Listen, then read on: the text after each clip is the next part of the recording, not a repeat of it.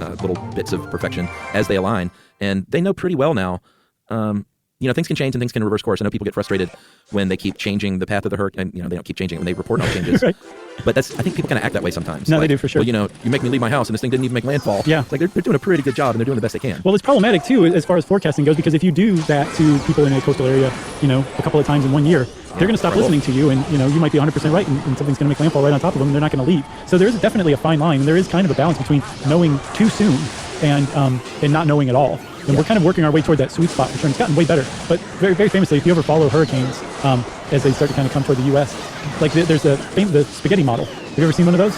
Yeah. So all of those is just a tangle of tracks of the hurricane that have been forecasted. So the European model is typically thought of as probably the most accurate, and that's put together by an agency in Europe, and they say, here's what the track that we think. And then there's like 10 or a dozen or 15 different agencies and groups all forecasting a track. When you put them all together, it looks like different colored lines of spaghetti over the map, and you get a pretty good idea of just where the thing's going to go based on all of these different predictions. Kind of like the wisdom of crowds, you know what I mean? Where the more information you have and you put together, the more guesses you put together, probably the closer combined they're going to be to accurate than any one of them individually would have a chance to be.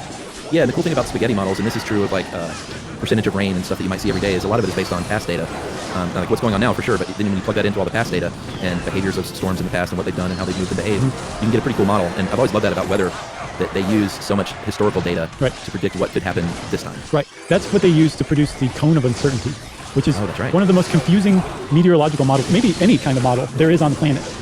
It's a really great, useful tool if you know what it's talking about. If you don't know exactly what it's talking about, it's seriously confusing and really misleading in a lot of ways.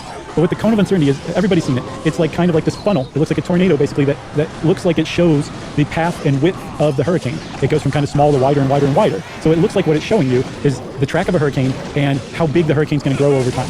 That's not at all what the cone of uncertainty shows.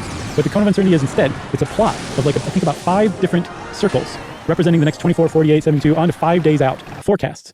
And it says, here's all the data we have. We're crunching those numbers, and then we're comparing them